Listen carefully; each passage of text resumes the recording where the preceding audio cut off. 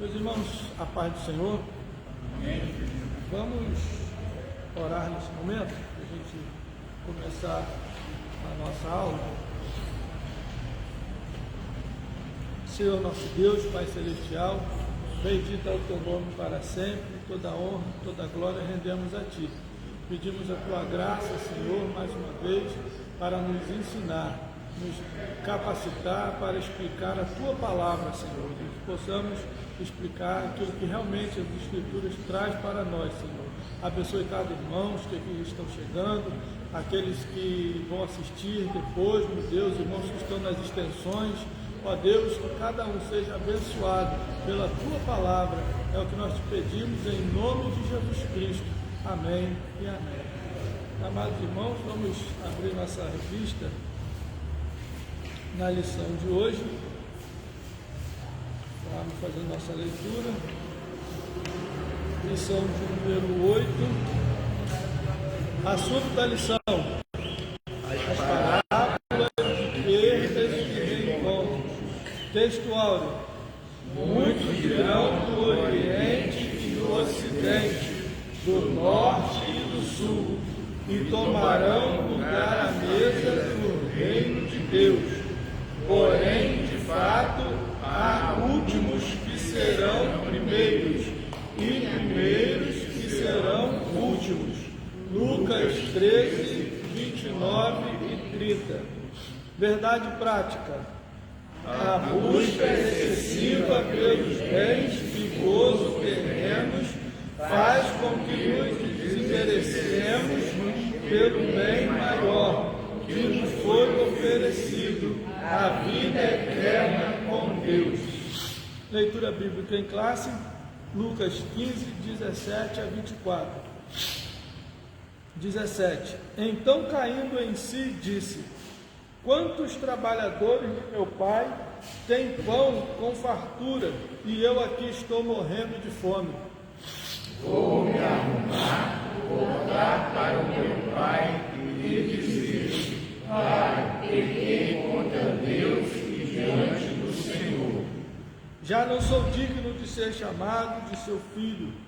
Trate-me como um dos seus trabalhadores. E arruinando-se foi para seu pai. Vinha ele ainda longe, quando seu pai o avistou, e compadecido dele, correndo, abraçou e beijou. E o filho lhe disse: Pai, pequei contra Deus e diante do Senhor. Já não sou digno de ser chamado de seu filho. O pai, porém, disse aos servos: tragam depressa a melhor roupa e vistam nele, ponham um anel no dedo dele e sandálias nos pés. Tragam e matem o bezerro gordo. Vamos comer e festejar. Porque este meu filho estava morto e reviveu, estava perdido e foi achado, e começaram a festejar. Amém. Podem sentar. Meus irmãos, é um prazer estar aqui com vocês mais uma vez. Os irmãos que estão nas extensões em casa, para a gente é uma honra. E nós vamos falar nessa tarde sobre as parábolas de perdas e reencontro. Gostaria de só citar aqui para os irmãos, por exemplo, a questão de quando nós estamos em uma rodoviária ou num ponto de ônibus que passam várias linhas e você pretende tomar um desses ônibus. Como que você faz na hora para você tomar um desses ônibus? O que os irmãos fazem antes de entrar nesse ônibus?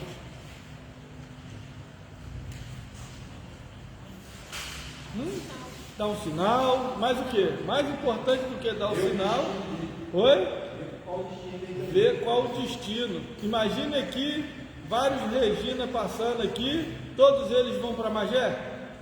Não, vai que você está pensando que está indo para Magé, você está indo para outro lugar.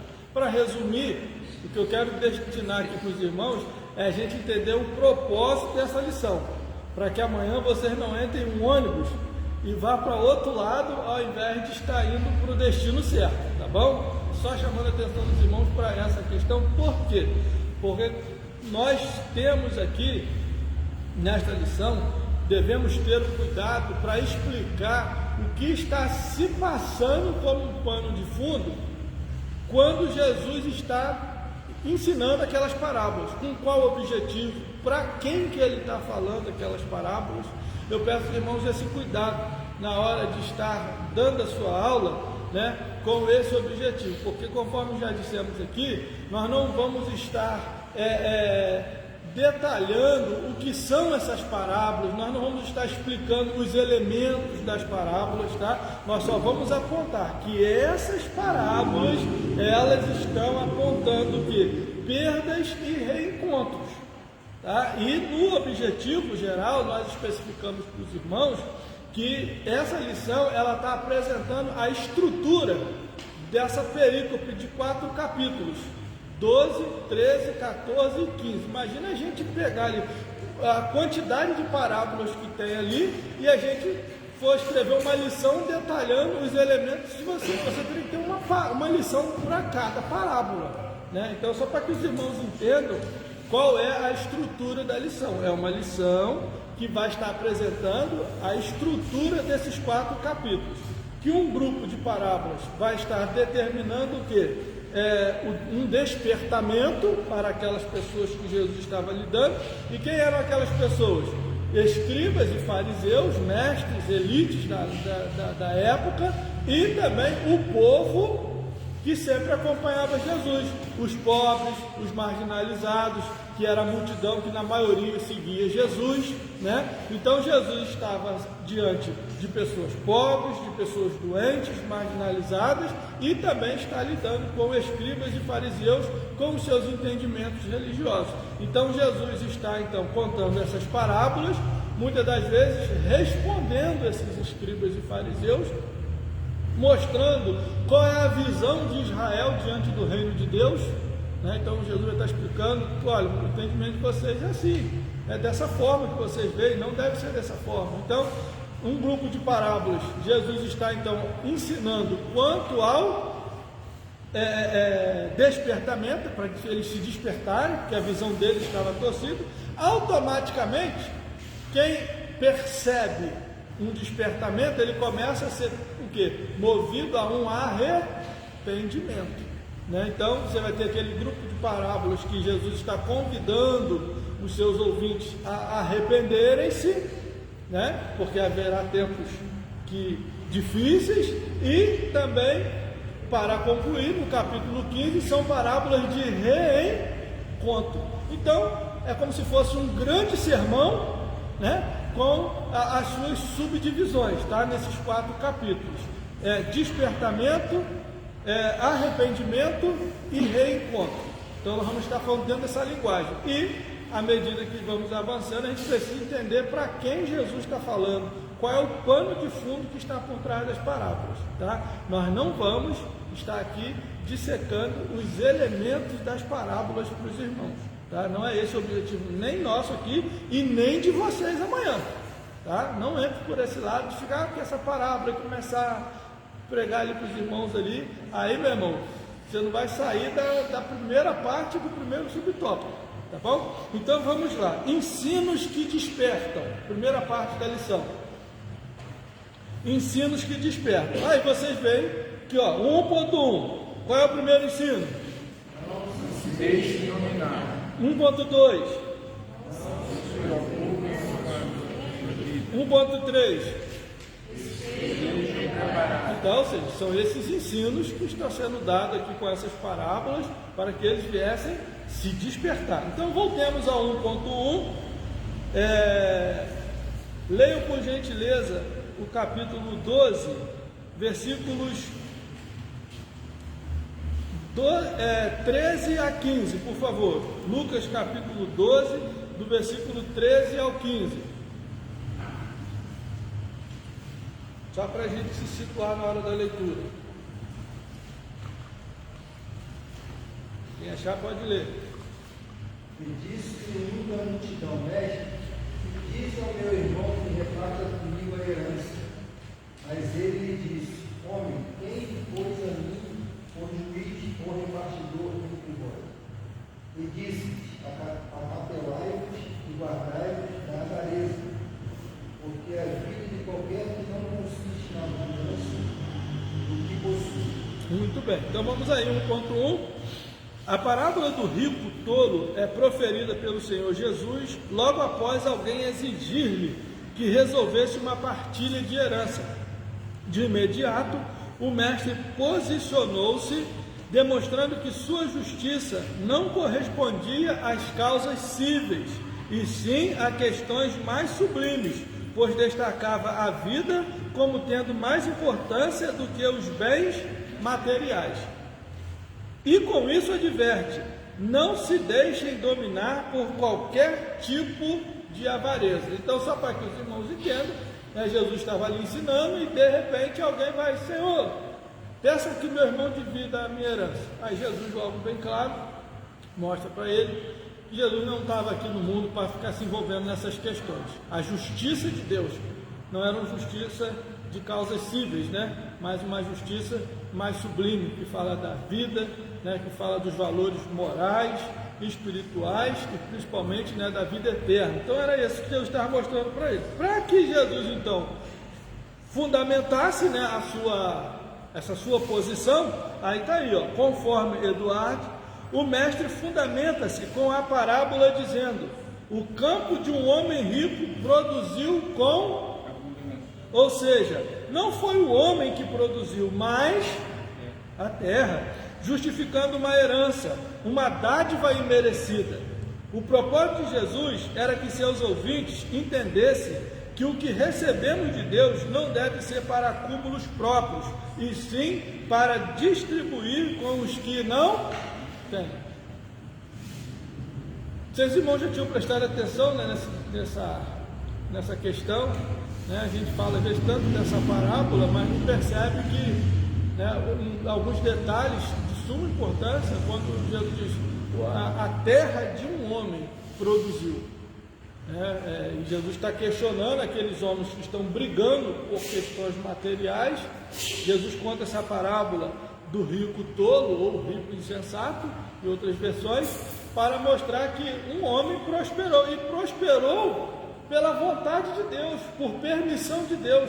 Não foi ele que fez a terra produzir, a terra produziu, logicamente, ele poderia ter lá os seus métodos agrícolas lá para produção, mas se a terra não produzir, quantos preparam a terra durante o ano, fazem aquelas previsões, vão colher tantas toneladas e vem uma chuva que não era prevista, ou falta dela, ou até um vento que não era esperado, e tudo aquilo que ele imaginava que ia produzir, toma-se um prejuízo muito grande, e aqui Jesus mostra para ele, que o campo de um homem rico produziu com abundância. Qual foi o trabalho do homem?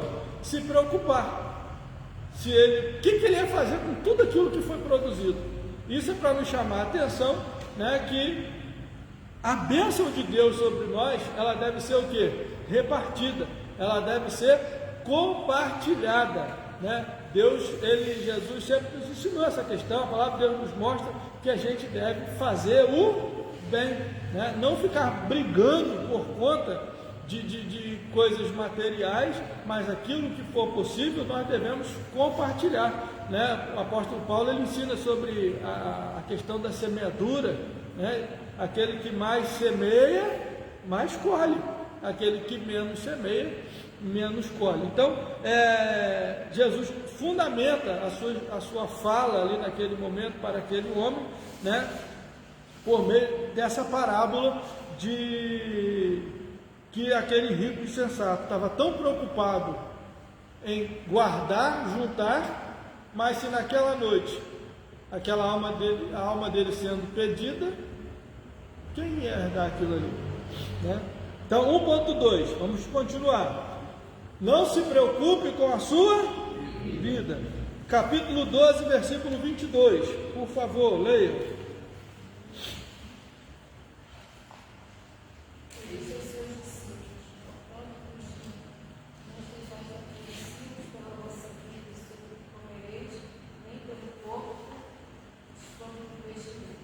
Então Jesus continua agora neste assunto, falando aos seus discípulos, explicando aquela parábola para os seus discípulos.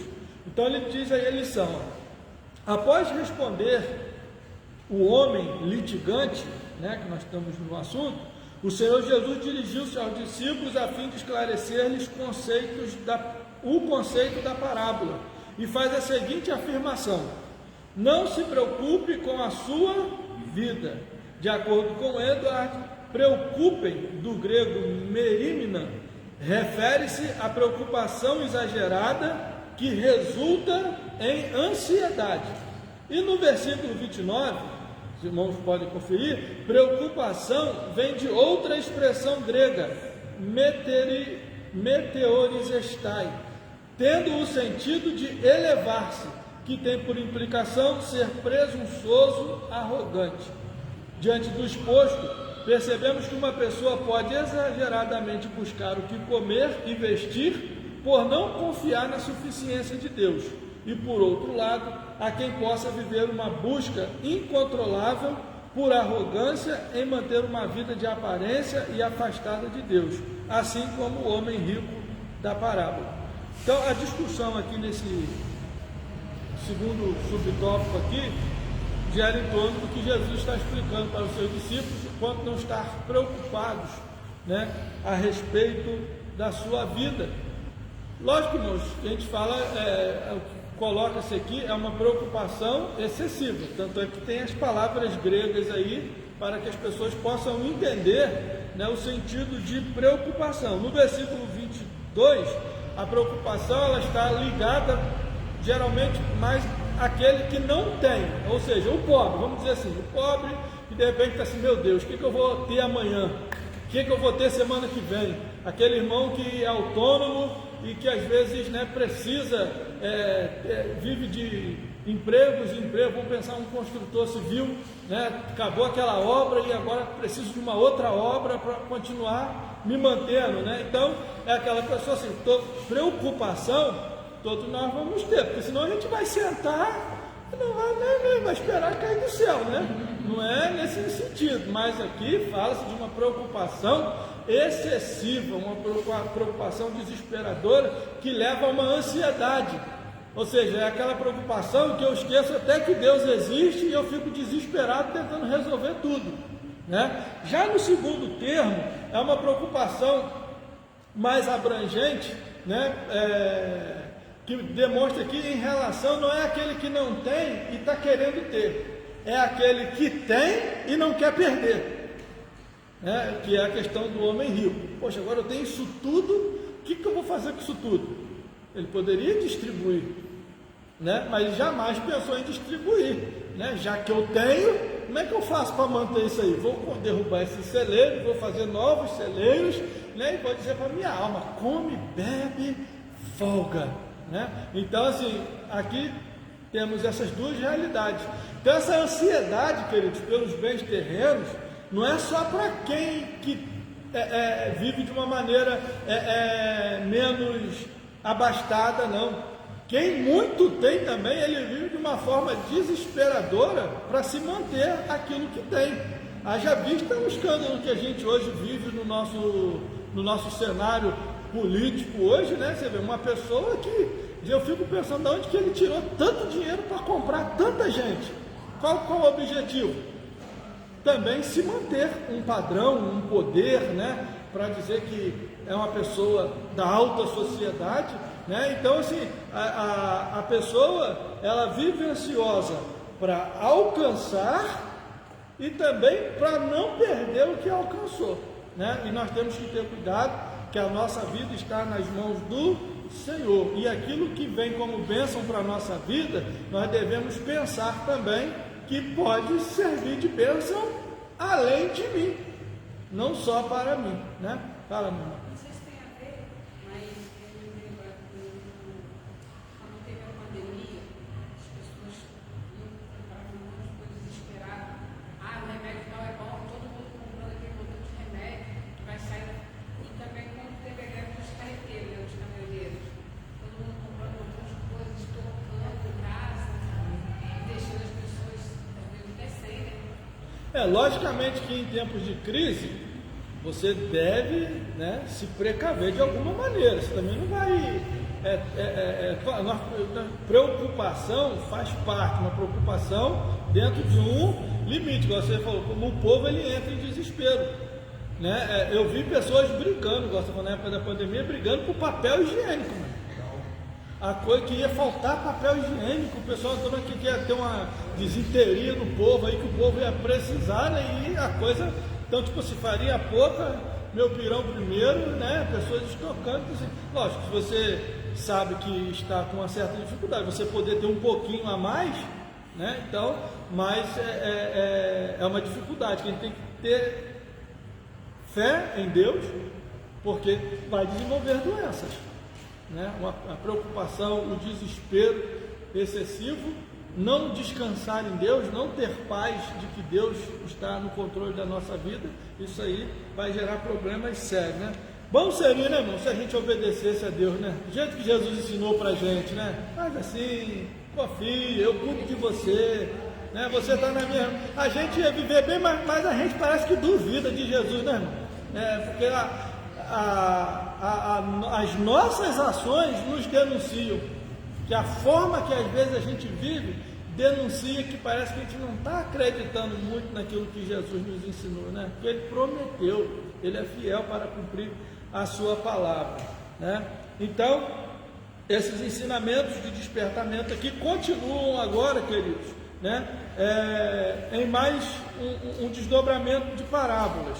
Agora capítulo 12, versículo 35 e 40, por gentileza. Estamos na parábola do servo vigilante. Estei constituído os vossos ombros e acesa de vossas orelhas. Versículo 40. Portanto, estai vós também apercebidos, porque virá o fim do homem, a hora que não imagineis. Então vê que agora Jesus ele explicou, denunciou ali a atitude, a falta de fé, e está mostrando para os seus ouvintes a necessidade de estar prontos.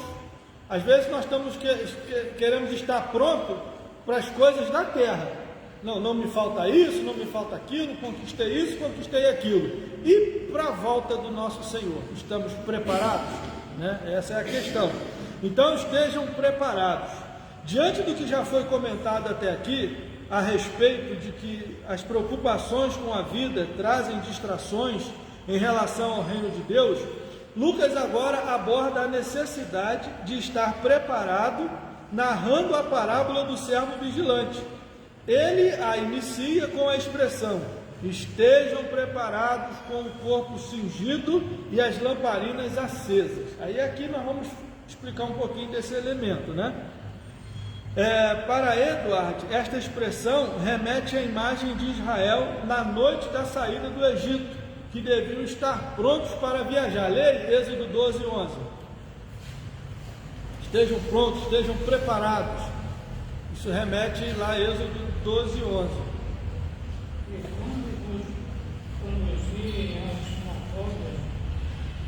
Não, Êxodo 12, 11. Assim pois comereis os vossos ombros cingidos, e o vosso sapato dos pés, e o vosso cajado na mão, e o comereis apressadamente. Esta é a Páscoa do Senhor. Então essa aí foi a saída do povo do Egito, que eles comeriam aquela Páscoa, o anjo da morte visitaria os primogênitos e Israel sairia já apressadamente do Egito. Então eles precisavam estar prontos, preparados. Então essa expressão aqui, né, de Jesus na parábola, estejam preparados com o corpo cingido, remete a esse fato passado, né? A mesma prática do povo de Israel para sair do Egito, assim sou eu e você para sair desse mundo. Temos que estar pronto, não vai dar tempo de se preparar. O preparo já tem que estar já de antemão, tá certo? E aí, diante disto, o corpo cingido refere-se a estar com o manto enfiado no cinto, demonstrando rapidez, e as lamparinas acesas de estar com habilidade para se movimentar no escuro, dentro daquela linguagem, né, do passado, os homens com aquelas roupas largas, né?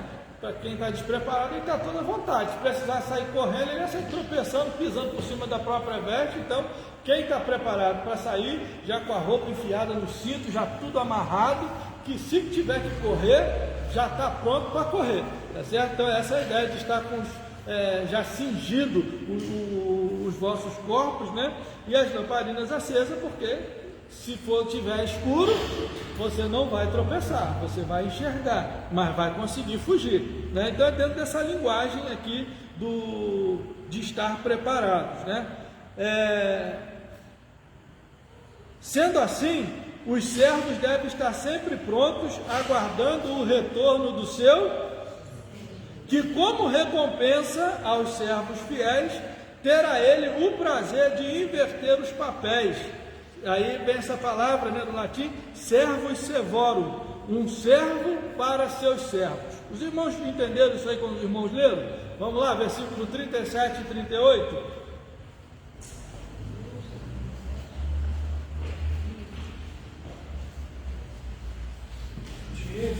Não, agora é Lucas.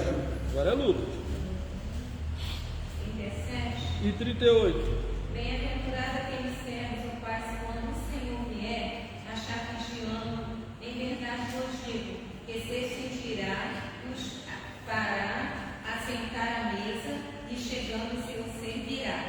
E se vier na segunda vigília, e se vier na terceira vigília, e se achar assim, bem-aventurados são os tais servos.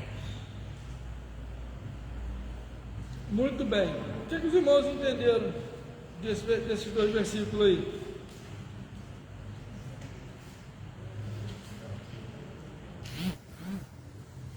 Ele está fazendo o que o Senhor mandou, no sentido sempre vigilante, não. Então, aí caso o Senhor volte, né, a parábola está contando, né, o servo tem que estar vigilante, assim como o seu Senhor que vai para uma festa de casamento e deixa a casa a responsabilidade de seus servos, mas ele foi, mas vai voltar. E quando ele voltar, ele precisa o quê? Que os seus servos estejam prontos para receber o seu Senhor. Imagina o Senhor chegar e ficar do lado de fora, está todo mundo dormindo, a casa toda desprovida, bagunçada. Não, ele tem que chegar, né? É aquela ideia do passado, de Senhor e servos, né? Então, os servos da casa ficaram tomando conta da casa, para manter a casa arrumada, comida pronta, tudinho para quando o seu Senhor chegar. Aí o texto diz, quando o Senhor chegar, o versículo 37, quando o Senhor chegar e ver os servos vigilantes, o que ele vai fazer? É que eu estou querendo. Ele vai fazer sentar uma mesa. Olha aí, né? Justamente isso. O Senhor fará papel de servo. Poxa, que servo exemplar. Vai dar o lugar dele para que você se sente à mesa e ele é que vai te servir. Essa é a promessa, né? Então assim, ele, Senhor, nos servirá, né? Então essa é a promessa aqui. Mas para que isso aconteça, ele precisa chegar na casa e encontrar os servos vigilantes.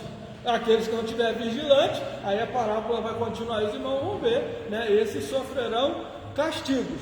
Haverá aqueles servos que sabiam da volta e não se comportaram, e teve aquele que não se comportou porque não sabia, e haverá castigos diferentes, né? Então é o decorrer da parábola, mas o foco aqui é estar preparado. Jesus estava ensinando para os seus ouvintes: vocês precisam estar prontos, vocês estão preocupados com as coisas materiais, mas estão perdendo tempo em estar pronto para o retorno do Senhor. Isso é que Jesus está ensinando através dessas parábolas. Então a segunda parte da lição, meus irmãos.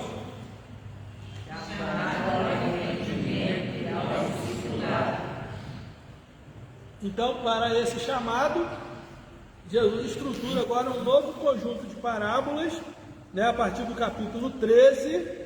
Tá? É bom vocês estarem assim, situando seus alunos, né, quanto aos capítulos que vocês estarão abordando. Então, a partir do capítulo 13, agora são parábolas que Jesus vai denunciar as questões ali sociais, os erros deles, e ao mesmo tempo também já vai estar fazendo um convite para que eles se arrependam, para que aprendam com ele, né? Então já é a segunda parte dessa estrutura aí. A primeira foi o despertamento, e agora um convite ao arrependimento. Então o 2.1 fala assim, parábolas que denunciam. Do capítulo 13, do versículo 6 até o versículo 30, irmãos, olha quantas parábolas, né, está acontecendo aí. Diante de um fato agora, diante de uma pergunta, Jesus responde a pergunta, que nós já vamos comentar, que está no versículo 1 até o 5, e aí ele começa a contar parábolas. Aí conta a parábola da figueira estéril, aí numa outra ocasião, ele cura uma mulher, num dia de sábado, e começa a contar a parábola do grão de mostarda, a parábola do fermento e a porta estreita. Como que a gente vai contar? Não dá, né? Então é só para os irmãos terem a ideia do que é contado e em cada momento. Então no capítulo 13, inicia expondo a visão judaica, que acreditava que as pessoas, quando perdiam a vida por algum incidente, isto se daria como consequência de seus pecados. Vamos ler versículos 1 a 5, capítulo 13, versículos 1 a 5. Naquele mesmo tempo, estavam presentes ali alguns que os falavam dos galileus, cujo sangue Pilatos misturava com os seus sacrifícios. E respondendo Jesus, disse: cuidai vós que esses galileus foram mais pecadores do que todos os galileus, por terem padecido tais coisas. Então, no primeiro momento, vamos continuar, mas no primeiro momento já estava tendo uma discussão sobre os galileus que Pilatos, né, havia o quê? Mandado matar, né? E aqueles homens foram mortos cruelmente no meio estavam ali sacrificando, e houve essa mortandade ali por mão de Pilatos. E aí a conversa era o quê? Se isso aconteceu com eles, se Pilatos fez isso com eles, é porque eles eram pecadores. Aí Jesus vem e ouve a conversa, não é por causa disso não. E aí ele cita um outro fato, capítulo 1, versículo 3.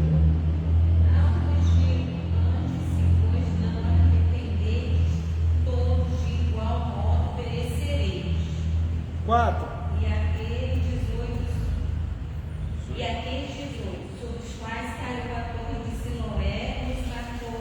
Cuidais que foram mais, culpados de ouvir todos quantos homens habitavam em Jerusalém? 5. Não vos digo, antes de vós, não arrependeis, todos de igual modo perecereis. Então, irmãos, leiam com bastante atenção aí dentro dos pontos, aí, para os irmãos entenderem a expressão. Então, o que acontece aqui? Jesus tinha lá o fato da mortandade por Pilatos, que eles estavam julgando que eram dignos de ser mortos, né? Porque pecaram, e agora Jesus conta um outro fato. Tinha acontecido uma situação que a torre lá de Siloé desabou e matou 18 pessoas. Na visão dos judeus, isso acontece porque eram pecadores, isso foi um castigo de Deus, e Jesus está mostrando para eles, está denunciando. Não é isso não. Qualquer um aqui de Jerusalém é tão pecador quanto eles.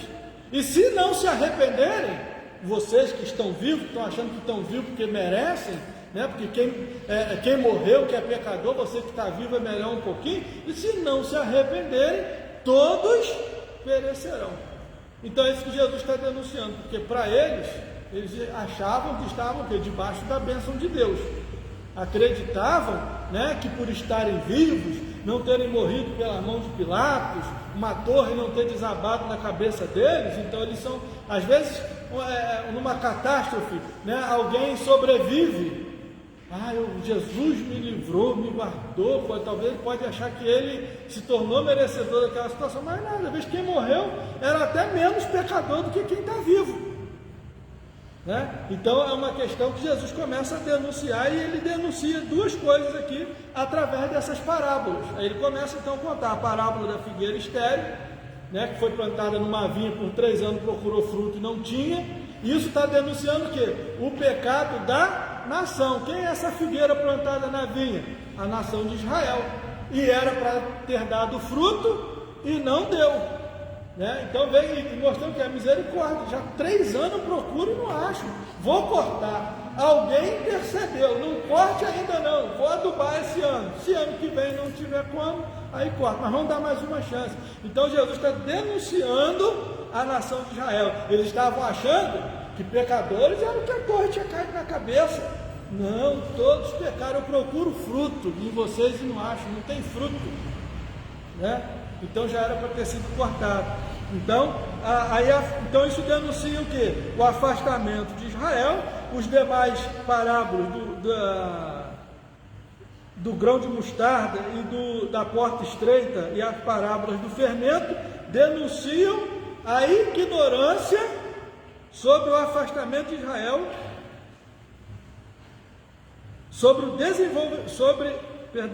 denunciam a ignorância sobre o desenvolvimento do reino de Deus, que é essas parábolas do grão de mostarda, do fermento e da porta estreita. Como que seria essa questão do reino de Deus e sobre esse crescimento do reino de Deus? Eles não entendiam. Aí os irmãos vão entender as parábolas, né? A questão do grão de mostarda, aquela ideia que começa pequenininha, aquele grão ali, e se torna uma grande árvore que vem todas as espécies de aves e se aninham na árvore, daquela pequena, aquele grãozinho que torna a maior das hortaliças. E lembrando, queridos, que aves nas parábolas, segundo o pastor Antônio Gilberto, né, são influências do mal. Tá? Não pensa que ave é uma coisinha boa, porque é um passarinho, o reino de Deus ficou lindo, né? Cresceu, que os passarinhos vieram pousar no reino de Deus, abrigou todo mundo. Não, senhores, tá? Não é o foco da lição, conforme já dissemos, mas só para que os irmãos não se confundam, tá? Pássaros nas parábolas têm influência maligna, igual lá dos 4 terrenos. Quando a semente caiu na beira do caminho, quem que roubou a semente? O pássaro. E o pássaro representava quem? O maligno, que arrebatou a semente e não deixou a semente da palavra, então tirou a palavra do coração. Então, cuidado nessa hora de interpretar. Então, Jesus está mostrando: o reino de Deus cresceria, haveria as coisas boas e ruins nesse reino. Como tem muito dos nossos dias também, que quando você fala de igreja, de reino dos céus, acha que aqui tem que ser tudo perfeito. Eles não querem nem vir na igreja porque vê erro aqui dentro. Não vou lá para quê? Porque fulano está assim, o pastor está assim, os irmãos estão assim, aquelas irmãs estão assim. Eu vou lá fazer o quê? Na cabeça dessas pessoas, acha que aqui tem que ser um lugar perfeito. Não, aqui é o lugar mais problemático que tem. O problema é o entendimento das pessoas que acham que aqui tem que ser um lugar, não, aqui é lugar de gente ruim. Jesus abriu a porta, irmão. Vinde a mim todos vós. Aí entra tudo, meu irmão. E agora, é o lugar mais impressionante também, que bota essa mistura toda e dá certo, e caminha, né? As portas do inferno não prevalecem contra ela. Pessoas cheias de dificuldades, né? Então esse é o reino de Deus. Eu não entendi o fermento, né? Que haveria mistura, né? na essência desse crescimento do reino. A porta estreita, que diz com o fazer o bem, aquele que não fizer o bem, que fizer o mal, vai ficar de fora. Então os judeus não entendiam sobre o reino. Então Jesus, ao contar essas parábolas, está denunciando para os seus ouvintes aquela realidade deles ali, o entendimento deles. Então ele estava denunciando o afastamento deles de Deus e também a ignorância que eles tinham sobre o que é ser o reino de Deus. Tá certo? 2.2. O iminente juízo, né? O juízo que estava prestes a acontecer, né? Estava iminente, perto de acontecer. Capítulo 13, verso 31 até o 35, está dizendo aí, ó, o lamento sobre Jerusalém, ó. Logo assim que ele fala sobre a parábola da porta estreita, naquela mesma hora alguns fariseus vieram para dizer a Jesus: vai embora daqui, porque Herodes quer matá-lo. Ele, porém, lhes responde: vão e digam, 13, 31, vão e digam a essa raposa que hoje e amanhã expulso demônios e curo doentes, no terceiro dia terminarei, porém preciso caminhar hoje e amanhã e depois, porque não se espera que um profeta morra fora de Jerusalém. Aí ele expressa a sua profecia, né? Jerusalém, Jerusalém, você mata os profetas e apedreja os que lhes são enviados. Quantas vezes eu quis reunir os seus filhos, como a galinha junta os dos seus próprios ninhos debaixo das asas, mas vocês não quiseram. Eis que a casa de vocês ficará deserta, e eu afirmo a vocês que não me verão mais, até que venham a dizer, bendito o que vem em nome do Senhor. Então é uma parábola, uma profecia, né, que Jesus estava aqui falando para os seus ouvintes, denunciando que ele estava indo para Jerusalém para ser morto, mas estava fazendo a obra de Deus, curando, expulsando o demônio, mas estava indo para ser morto. E diz essa parábola tão conhecida, né, de Jerusalém. E esse fato, queridos, aconteceu no ano 70. Né? E a parábola diz que, né, quando diz que não ficará pedra sobre pedra, né, Jerusalém foi totalmente destruído, um templo, um suntuoso templo lá, reformado por Herodes, o templo de Salomão, que foi reconstruído, né, e depois lá pelos profetas, depois do retorno da Babilônia, aquele templo foi reconstruído. Herodes mais na frente dá um apoio e transforma uma obra, que demorou 45 anos na obra de Herodes ali, para aquelas imagens que a gente vê, né? O templo mesmo é aquela coisinha, aquele quadradinho pequenininho, aí tem aqueles pátios enormes, aquelas recâmaras em volta, e aquilo ali, todo mundo que chegava e via aquela arquitetura ficava, né, admirado.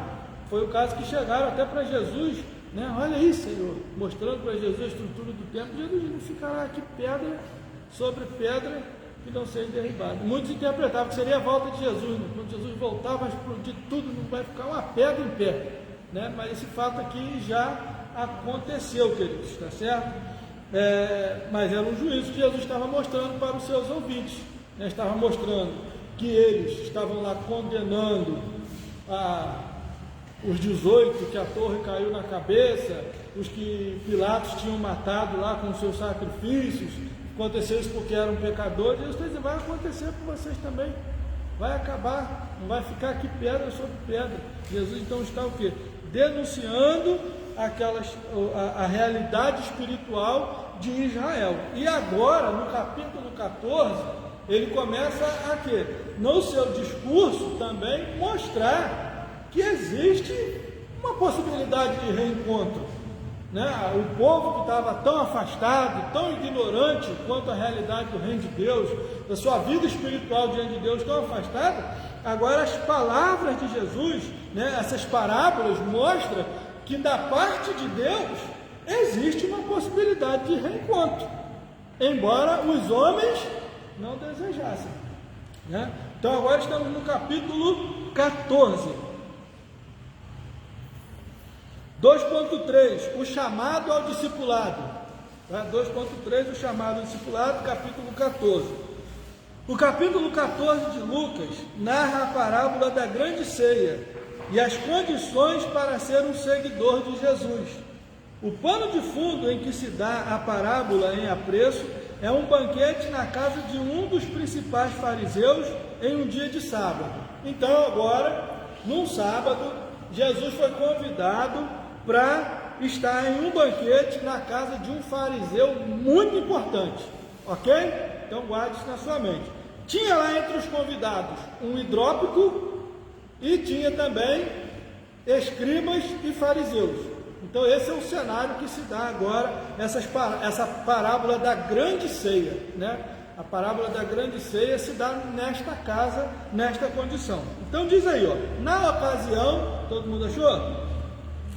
Na ocasião, Jesus cura um hidrópico que na visão de Kinner era um possível convidado, ou seja, estava na casa do fariseu, né, convidado pelo fariseu, só que era um homem doente, né, o hidrópico é aquele que sofre de acúmulos de líquido no corpo, né, seu corpo inchado, né, com muito líquido retido do corpo. Então hidrópico que é hidropisia, né, o nome da doença, alguma coisa assim. Então, mas estava ali um homem doente, sentado entre eles, e ninguém se importava com aquele homem doente. Ele era amigo, era conhecido e estava ali no meio deles. Então, para Kinner, era um possível amigo, um convidado, né? Ele repreende os demais convidados, ensinando-lhes a se humilharem, a fim de serem exaltados. Em seguida, sobrou até para o anfitrião que deveria convidar os que nunca tivessem condições de retribuí-lo. Então, vê que são partes da parábola. Quando você lê a parábola, primeiro Jesus se refere aos escribas e fariseus, né? Ele logo pergunta aos intérpretes, o versículo 3, lá no capítulo 14, o versículo 3 diz assim: então Jesus dirigiu-se aos intérpretes da lei, ou seja, os professores, os mestres da lei, e aí Jesus, o grande mestre, faz uma pergunta para os mestres, né? Um método de ensino, pergunta, né? É ou não lícito curar no sábado? O que os grandes mestres fizeram? Não disseram nada. Aí Jesus curou o homem, né? A seguir, versículo 5, Jesus perguntou: quem de vocês, se o seu filho ou boi cair num poço, não irá tirá-lo imediatamente, mesmo sendo um dia de sábado? Todo mundo se calou. As perguntas de Jesus é tão simples, mas não dá para dar a resposta, né? Porque a gente sabe que a gente está errado, né? A gente prefere ficar quieto, não nem falar nada, né? Então aqui o mestre dos mestres se dirige aos mestres da lei, que está ali naquele grande banquete, curou o homem e mandou ele embora, porque o assunto ali era de gente grande, de mestre para mestre. Não, já está curado, meu filho, vai para tua casa, que eu tenho um assunto para tratar. Aí começou: e vocês, o que vocês acham? Se o filho de vocês cair no buraco, sendo no sábado, o que vocês vão fazer? Vocês vão deixar o filho no buraco para tirar só no outro dia? Claro que não. E por que esse homem que estava aqui doente aqui, vocês não concordam de curar ele? Então, olha aí Jesus, né, repreendendo eles. E aí agora Jesus vê também o comportamento deles, que eles eram o quê? Orgulhosos, que nos primeiros lugares ali no banquete. Aí Jesus dá aquele ensino que os irmãos já conhecem, né? Não sente nos primeiros lugares, sente nos últimos. E aí você, sendo um convidado, o anfitrião ele vai te chamar: se assente mais aqui, porque quem te convidou já pensou em você, já reservou o seu lugar. Então você, sendo um convidado, você então se assente lá e você vai ser convidado a sentar. Isso vai trazer honras para você. Então Jesus está ensinando. E agora sobrou até para o dono do banquete, né, irmão? Eu não sei se eles já tinham jantado, almoçado, ou se ainda ia servir ainda, mas Jesus acho que não pensou no cardápio não, porque do jeito que Jesus falou ali, irmão, o homem podia pedir Jesus para se retirar, né? Você está me destratando para na minha casa assim. Mas Jesus não estava muito preocupado com o cardápio não, se foi antes, se foi depois, se foi durante. Mas Jesus virou para o dono da casa: rapaz, o dia que você tiver que convidar alguém para comer na tua casa, não chama esses caras aqui não, esses amigos seus, esses doutores da lei aqui não. Vai lá na rua, chama os doentes, chama os marginalizados, tragam. Sabe por quê? Porque esses aqui, eles já vão sair daqui com a agenda marcada, tal dia lá em casa, hein? Ou seja, você vai ser pago por aquilo que fez. Agora chama os da rua, que você não vai ser retribuído pelo que fez, só lá em cima. Ou seja, é um discipulado. Jesus está mostrando aqui o padrão do reino dos céus. Porque o fato de eu dar banquete na minha casa não significa que eu estou sendo bonzinho. Não está implicando justiça nenhuma. Porque hoje eu estou convidando para ir na minha, amanhã eu estou indo na dele. Então qual é a justiça que está tendo aí? Né? Porque esse irmão, amanhã é domingão, né? Já ficou esse domingo é aqui, domingo que vem é lá, domingo é lá, a gente vai, né? Então não é por aí, irmãos. Né? Jesus está mostrando, tem que fazer o bem, desde a primeira, está dentro do contexto. Reparta com o que não tem, convide alguém que não tem para almoçar na sua casa. E por aí vai, né, irmãos? Os ensinos de Jesus. Então Jesus traz, e aí agora, dentro daquela ideia, atenção, dentro daquela ideia de banquete, o anfitrião, seus convidados excelentes e aqueles que não foram convidados, Jesus conta a parábola da grande ceia, que o anfitrião manda os seus servos convidar. Os primeiros convidados rejeitam o convite, né? Não, eu comprei umas terras, vou ter que dar uma olhada lá, desculpa, tá? O outro grupo Ah, não, eu comprei uma junta de bois, vou ter que dar uma olhada lá, você me desculpa, não vai dar para ir.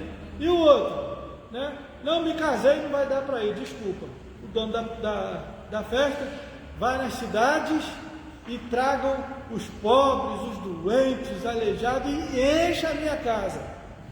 Já é um segundo grupo. O primeiro grupo, escribas, mestres, estavam rejeitando o convite da grande ceia, né? Enquanto, em contrapartida, os marginalizados da sociedade estavam querendo Jesus, estavam se abrindo para o reino de Deus. Ah, mas ainda há lugar. Vocês já foram nas cidades, agora vão nos becos, vá nos cantos, lá no meio do mato, onde tiver, vai lá e busca, que tem mais lá também, e até que a minha casa fique cheia, né? Então Jesus aqui, ele está tratando naquele banquete da casa do fariseu, ali ele está fazendo um grande discipulado, né? E convidando aqueles homens, mostrando a realidade deles, e que quem é mestre ali é Jesus, irmão. E vê que Jesus teve tanta autoridade que acabou, todo mundo se calou, ninguém tinha o que falar, né? Então, e aí o que é demonstrado aqui também nessa parábola, né? Que os escribas e fariseus eram aqueles que deram desculpa, não vai dar para ir, então ficam fora do reino de Deus. E aqueles que foram forçados a entrar, né? Vai lá, busca e faça entrar, que são os pobres, são os doentes, né? Os marginalizados, os pecadores, prostitutas, viciados, né? São forçados a entrar. E aí esses então é o segundo grupo que vão estar na casa e que todos são convidados, né, irmãos? É o que a lição coloca aí. Nós não estamos aqui, queridos, né, trazendo aqui uma visão de uma teologia da libertação, né? Uma travestida de um socialismo. Não é isso que nós estamos abordando aqui, não. A salvação de Jesus, o banquete é para todos. Aqui não é pobre contra rico, não. Tá? Jesus não pregou isso. Tem gente falando por aí que Jesus ensinava isso. Não, a salvação sempre foi para todos. Ele estava sentado com os ricos e falando com ele. Mas aquilo que Jesus sempre falou, é muito difícil um rico entrar no céu. Mas é porque a alma dele não é importante? É porque Jesus não tenta salvá-los? Pelo contrário, Jesus veio para todos, morreu para todos e é para salvar a todos, tá? Nós não entramos, não temos essa linha bíblica, esse tipo de teologia, né? Não tem que fazer para os pobres, tirar dos ricos para dar para os pobres. Isso não é bíblico, tá? Quando temos que repartir, igual lá a parábola lá do rico e sensato, não era ele deixar de ter a sua herança, de ter a sua herdade, como muitos querem por aí. O que estava ali era o quê? Já que eu tenho uma herdade e que está produzindo, por que eu não vou usar dessa minha herdade e ajudar quem precisa? É isso que está sendo colocado. Não é o cara não ter direito à sua propriedade e sair distribuindo para os outros. Não é isso que a Bíblia ensina, tá? Quem tem, né? E é bíblico que cada um tem a sua propriedade, desde a lei de Moisés, né? E não é isso que Jesus está abordando. Então, só um parênteses para a gente ter um cuidado para não deixar caminhar para lá que não tem nada a ver com a palavra de Deus, tá bom? Não entrar no ônibus errado, né? Senão pega o ônibus aí pensando que está indo para um lugar, está indo para outro, tá? Terceira e última parte, irmão.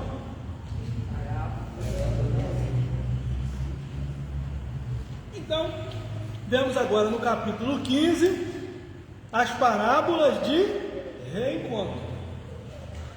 Israel estava afastado, os homens estão afastados. Jesus denuncia os seus pecados, convoca-os ao arrependimento? Sim, né? E por quê? Porque ele tem uma proposta de amor por esses que estão afastados, pelos pecadores. E ele conta essas parábolas, né? O contexto das parábolas agora do capítulo 15, queridos. Leia para a gente 3.1. Alguém lê, por favor. Contexto das parábolas. Jesus havia se dirigido às grandes multidões que o seguia, fazendo-lhes um convite ao discipulado por meio da parábola da grande ceia, e concluiu o chamado falando de renúncia. 14:33. E também dizendo: quem tem ouvidos para ouvir, ouça. Aí segura só um instantinho, só para os irmãos entenderem. Então agora esse convite ao discipulado começa lá na parábola da grande ceia e conclui aqui no finalzinho do capítulo 14, né? Versículo 33, falando de renúncia.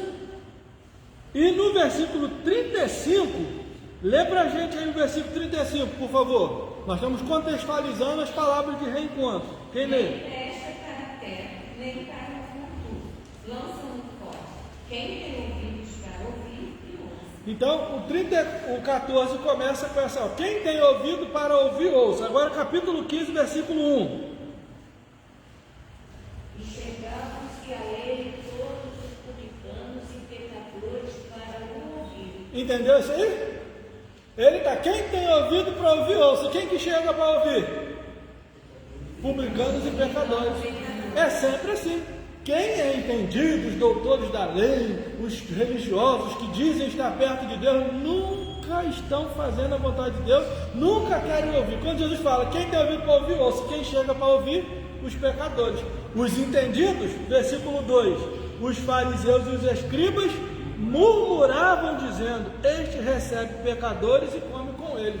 Olha como é que é a inversão de valores. Então, esse evangelho de Lucas, queridos, é muito importante a gente nunca se afastar desse cerne, nessa coluna dorsal aqui desse texto, em que enquanto Mateus estava com o seu evangelho voltado para os judeus, falando do reino dos céus para os judeus, Lucas aqui ele está falando do reino dos céus para o mundo, né? Um evangelho universal para a salvação de todos, tá? Então percebam que aqui está sempre os pecadores, os publicanos, né? Os errados, os gentios, os galileus, esses estão abertos para Jesus e Lucas está sempre registrando esses detalhes, né? Então vamos continuar lá na lição. Curiosamente, pode continuar, irmãozinho. Curiosamente, quem aparece para ouvir? Os publicanos e pecadores. Os fariseus e escribas, além de não receberem o chamado, agora acusam Jesus de receber e comer com pecadores. De acordo com eles, a combinação desses dois verbos, receber e comer, no original designa a criação de comunhão. Ou seja, quando Jesus recebe e come com os pecadores, está se unindo em comunhão com eles. E o mestre não refutou os líderes religiosos, antes contou-lhes as parábolas da graça para exemplificar-lhes o amor de Deus em busca de um pecador. Então é o contexto das parábolas da graça que nós vamos entrar. Então ali Jesus questionando os fariseus, né, ele não refuta aquilo que ele estava sendo acusado. Ele come, ele recebe e come com pecadores. Jesus, não, Jesus mostrou realmente, eu recebo e como com os pecadores e conta essas parábolas. E essa questão, como diz aí no original, né, esse receber e comer, que dá a ideia de comunhão. Não pensem que era uma mera distribuição de pratos, né, que Jesus estava ali comendo. Não, Jesus, algo com amor mesmo. Ele sentava com aqueles homens, comiam com eles, recebiam. Eu imagino até assim Jesus abraçando esses pecadores, pondo a mão sobre eles mesmo, sem nenhuma reserva. Porque aqui vê que o texto mostra que eles percebiam que Jesus tinha uma comunhão, ele tinha intimidade com aquelas pessoas que todo mundo rejeitava. Jesus não estava ali só para tirar uma selfie na hora de uma obra de caridade, não era isso não. Jesus estava ali se identificando com aqueles homens ali mesmo. E que ele incomodava os fariseus. Como é que ele lida com eles? Como é que ele se dá bem com eles? Como é que ele bate um papo com eles? Ele se mistura.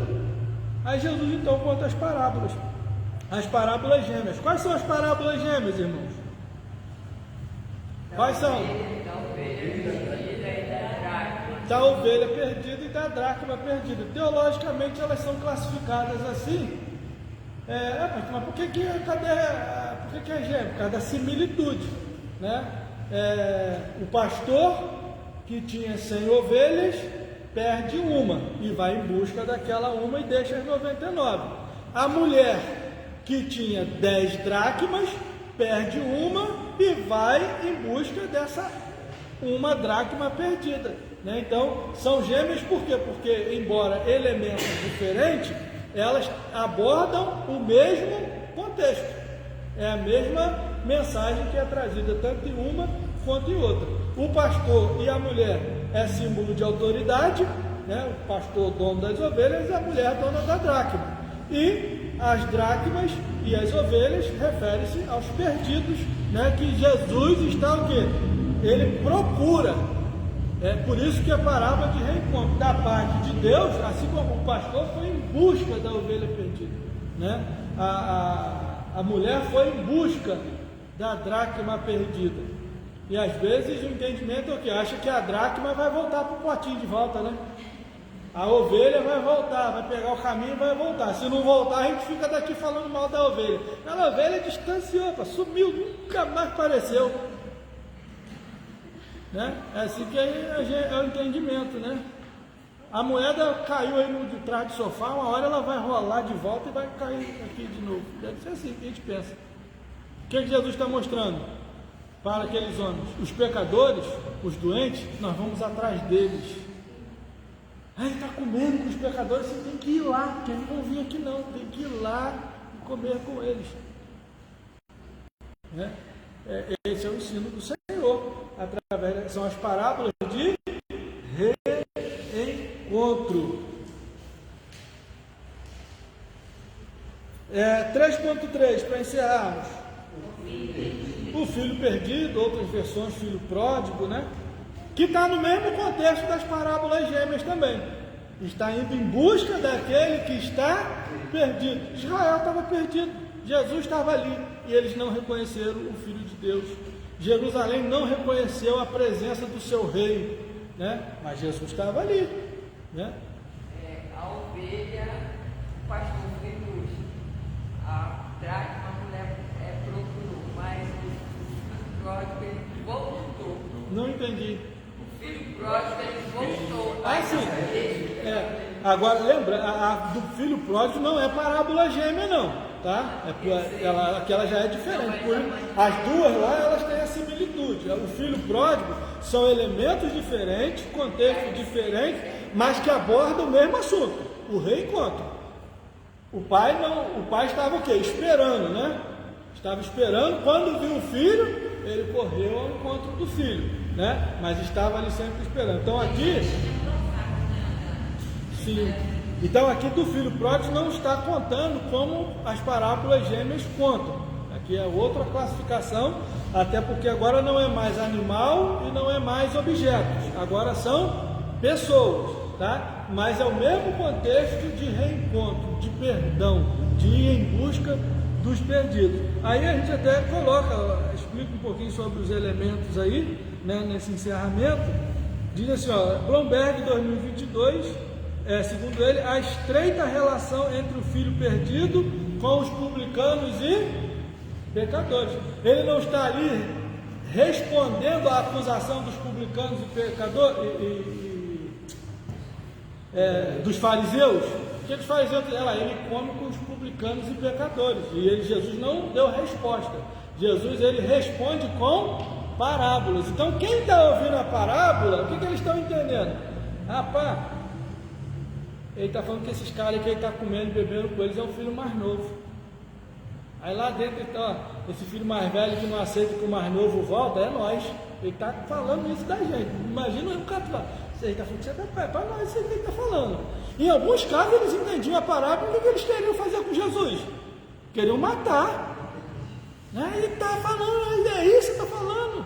Então Jesus, a parábola ali para eles era bem clara, né? Olha, o Pai, tanto poderia se referir ao Pai Celestial, ou Jesus também como Deus, né? Que está à espera daqueles que se afastaram. E quem é esse filho que teve tudo e que se afastou? Israel, os pecadores que também conhecem a Deus, que se afastam, os gentios, melhor dizendo, né? Que conhecem, que se afastam, também se aplica. né? Porque a visão é a mesma, Deus está sempre buscando os homens para si, e é a visão do Evangelho Universal de Lucas.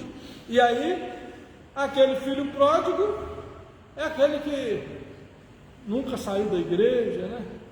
O irmão mais velho, melhor dizendo, está sempre com tudo, sempre guardou a lei, sempre cumpriu tudo. Aí o pecador, o que vacilou, o que escorregou na vida, não volta não, porque eu sempre estive aqui. Aí a resposta do pai: tudo que eu tenho sempre foi teu. Você não comeu um cabrito uma hora porque você não quis, estava aí, era só matar e comer. Tem vezes a gente também fica assim, né, amigo? Querendo, reclamando com Deus, você não tem porque você não quer, você não faz, você não se esforça, você não pega, não aproveita, né? Então, a festa estava ali e ele queria ficar lá de fora emburrado, em vez de entrar na festa. Estava tendo festa, entrava e comia, mas eu prefiro não comer, ficar com as minhas razões, né? A festa está rolando lá dentro, ó. O cara foi embora, perdeu tudo e está lá já aproveitando. E o racional está lá, né? Com fome, tinha acabado de chegar do campo, uma festa, um banquete, ele ficando com fome lá, se remoendo lá, ó. E a festa aí deu, para tudo que eu tenho tempo, aproveita. Não, prefiro ficar com as minhas razões, prefiro ficar em casa sem vir à igreja, não consigo concordar com aquelas coisas, prefiro ficar assim, prefiro fazer, então, ó, né? Parece um pouco de Jonas. Oi? Parece um pouco a atitude de Jonas, depois que o filho se arrepende. Jonas estava com bastante revolta também, né? Porque aquilo que o Império Assírio estava fazendo com as nações, inclusive com a nação dele, Jonas não queria arrependimento, não. Ele foi por obedecer a Deus, depois da baleia trazer ele de volta para o caminho que não deveria ter tomado, né? Aí ele vai e ele fica aborrecido ali com a... Ele tem mais pena do pé de abóbora, né, do que de 120 mil pessoas e animais que tinha naquela cidade. A abóbora, Deus não podia ter destruído o pezinho de abóbora, mas aqueles 120 mil seres humanos poderia ter matado tudo. É o entendimento de Jonas, né? Lembrei da historinha que eu contava para Caleb quando dormia, Jonas e o pé de abóbora. Então, meus irmãos, que Deus possa nos abençoar, tá? Não peguem o ônibus errado, tá? Olha bem para o lado que vocês estão indo, olha o letreiro, vou para tal lugar, meu foco é esse na lição, e eu vou tomar, porque senão os irmãos vão pegar detalhes de parábola, começar a comentar a parábola, você não estará lá amanhã para comentar os detalhes das parábolas. O seu objetivo é mostrar o contexto em que Jesus conta as parábolas. Amém? Que Deus assim nos abençoe, em nome de Jesus. Pastor Davi, pode orar, pastor. Então, vamos estar orando, agradecendo a Deus por essa rica oportunidade. Senhor nosso Deus, Pai Celestial, te louvamos por esse encontro de professores, meu Deus, por esta aula, que o Teu Espírito continue nos ensinando, Senhor, aqueles que ainda vão em casa continuar no preparo desta lição.